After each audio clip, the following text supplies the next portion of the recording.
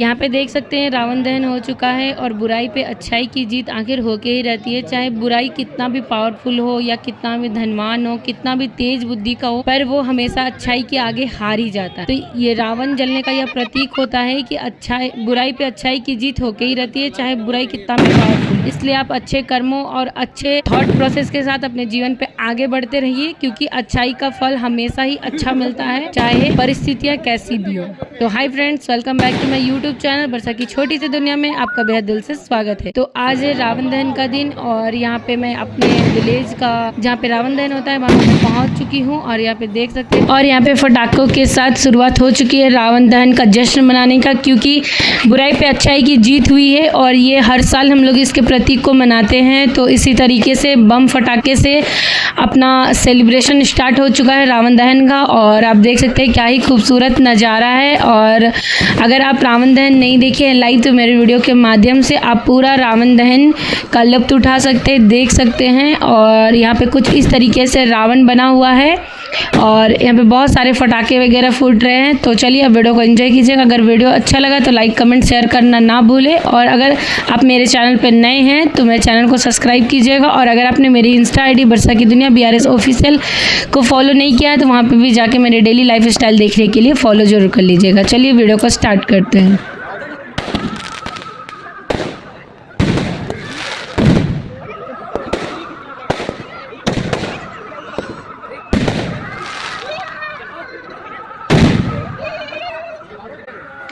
तो यहाँ पे देख सकते हैं आप लोग रावण दहन का पूरा तैयारी हो चुका है और रावण एकदम जलने के लिए तैयार है। जी हाँ फ्रेंड्स, देख रहे हैं रावण कितना बड़ा है, हम आदमियों से भी ज़्यादा बड़ा है, पर इसका अहंकार जो था ना वो आसमान इतना ऊंचा था। अहंकार हमेशा ले डूबता है, यही प्रतीक है इस रावण के जलने का कि इस रावण के पास कितनी बुद्धि थी। मतलब आप देख सकते हैं इसका कितना सारा सर है, देख सकते हैं। मैं आपको जूम करके दिखा रही हूँ कितना सारा सर है रावण का। पर कितनी भी आपकी बुद्धि साफ हो, तेज हो, कितना भी आप षड्यंत्र करने में माहिर हो, पर हमेशा नीचे जो धरती पे रहता है ना उसका षड्यंत्र और जो ऊपर से तय करते हैं प्रभु उनका लीला, दोनों में बहुत ज़्यादा फर्क होता है। तो रावण इतना तेज बुद्धि था, सोने की लंका थी, इतना पैसा था, इतने कोई थे, पर जब उसका कर्म उसके विपरीत हुआ ना तो सारे कुछ उसके विपरीत हो चुका था।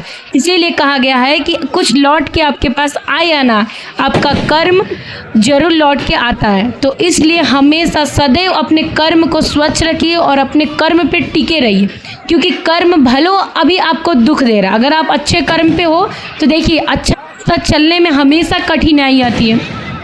क्योंकि प्रभु श्री राम जी अच्छे रास्ते पे चल रहे थे तो उनको कितनी कठिनाई आई, उन्होंने वनवास तक किया। तो जब भगवान कठिनाई करने से पीछे नहीं हुए थे अपने जीवन को सफल बनाने के लिए, तो हम मनुष्य क्यों पीछे हट सकते हैं। हमें हर समय हर तत्व पे रेडी होना चाहिए, हर एक मुसीबत को या खुशी को एक्सेप्ट करने के लिए। ना तो हम किसी मुसीबत को अचानक से अपने ऊपर गिरता हुआ देख के घबराएं और ना अचानक से किसी खुशी को मतलब मिलता हुआ हम बहुत ज़्यादा उत्साह हो जाएं और हम मतलब वो एक होता है ना कि एकदम खुशी से पूरा अहंकारित हो जाना। तो फ्रेंड्स कभी भी नहीं तो बहुत ज़्यादा दुख में लो होना चाहिए, नहीं तो खुशी में बहुत ज़्यादा अहंकारित होना चाहिए। और ये प्रतीक है इस रावण का ये प्रतीक है कि हर समय बुराई का अंत होकर ही रहता है। चाहे वो आपके जीवन में कोई लोग हों जो आपके इर्द गिर्द घिरे हों और आपका जीवन को पूरा संघर्षमय बना के रख दिए हों, पर एक दिन सभी को अपने घुटनों पे आना ही पड़ता है। जैसे इस रावण को जल के भुन के राख होके अपने घुटनों पे के बल पे गिरना पड़ता है, ठीक इसी तरह से हर एक अहंकारी व्यक्ति एक दिन अपने घुटनों पे अपने कर्म के बल पे जरूर गिरता है। जो सही मार्ग पे अच्छे कर्म के साथ अच्छे फल के साथ जो चलते हैं उन्हें कठिनाइयाँ जरूर मिलती है, क्योंकि ये दुनिया है झूठा दिखावा का, जहाँ पे झूठे दिखावे, झूठे शान शौकत, इसके पीछे दुनिया मसरूफ़ है। ठीक है, तो जो झूठी चीज़ होगी उसकी सराहना जरूर करेंगे, और जो कटाक्ष बात करता हो, जो सही के प्रति खड़ा रहता हो, जो अपने स्वाभिमान के प्रति खड़ा हो, जो अपने हक के लिए बोलना चाहे, दुनिया हमेशा उसको नकारती। क्यों? क्योंकि दुनिया चाहती है एक चुप व्यक्ति जो हर जुल्म सहते रहे पर कुछ ना बोले। तो आपको बिल्कुल वैसा नहीं बनना है। आपको सच को सच, गलत को गलत, सही को सही बोलना है। क्यों? क्योंकि आप अगर अपने लिए खड़े रहोगे तभी आपके लिए दूसरे भी खड़े रह सकते हैं। अगर आप खुद के लिए ही खड़े नहीं रहोगे तो ये दुनिया, ये समाज, ये लोग, ये कौन है, क्यों खड़े रहेंगे आपके लिए? अगर आप खुद स्वयं अपने लिए नहीं खड़े रह सकते हो, स्वयं आप अपना स्वाभिमान नहीं बचा सकते हो, स्वयं आप अपनी हक की बात नहीं कर सकते हो, तो ये कौन लोग हैं? ये क्यों करेंगे आपके लिए? और सदैव ये बात आप याद रखिएगा, आप इस जीवन पे, इस धरती पे, इस दुनिया पे अकेले आए हो और आपको अकेले ही जाना है। किसी चीज़ का अत्यधिक मोह, किसी से अत्यधिक लगाव हमेशा पीड़ा का कारण रहती ही है। तो इसलिए आप इस दुनिया पे आए हो तो आप इस दुनिया को एक्सप्लोर कीजिए, आप अपनी खुशियों को ढूंढिए, आप जीने का एक नया नज़रिया ढूंढिए। हर दुख में, हर कठिनाई में भी आप एक अपने लिए नई मंजिल की तलाश कीजिए, एक नए रास्ते की तलाश कीजिए। क्योंकि कहा जाता है ना, भगवान 99 रास्ते बंद कर देते हैं पर एक रास्ता जरूर खुला रखते हैं।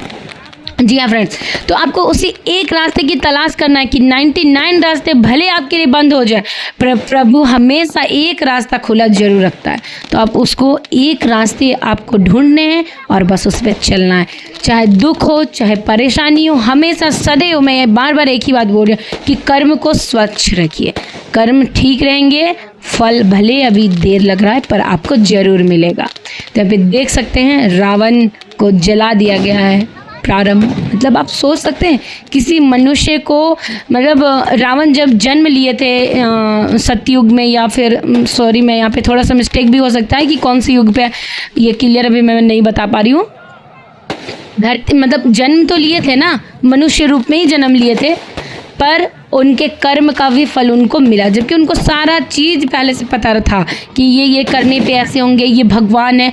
पर वो अपने अहंकार, अपनी बुद्धि के आगे किसी भी चीज़ को मानने को तैयार नहीं थे, किसी भी चीज़ को नहीं। तो आप सोच सकते हैं एक इंसान जो किसी युग में पैदा लिया था, आज हम उसके नाम से उसके पुतले को बना के जलाते हैं। तो इतिहास गवाह है इस चीज़ का कि इतिहास हमेशा रिकॉर्डेड हो जाता है, इतिहास हमेशा दर्ज हो जाता है। इतिहास से चलती आ रही चीज़ें कभी मिटती नहीं है।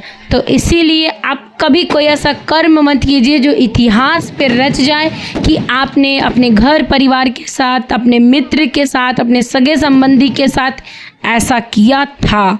ये पीढ़ी दर पीढ़ी इतिहास पे दर्ज ना हो।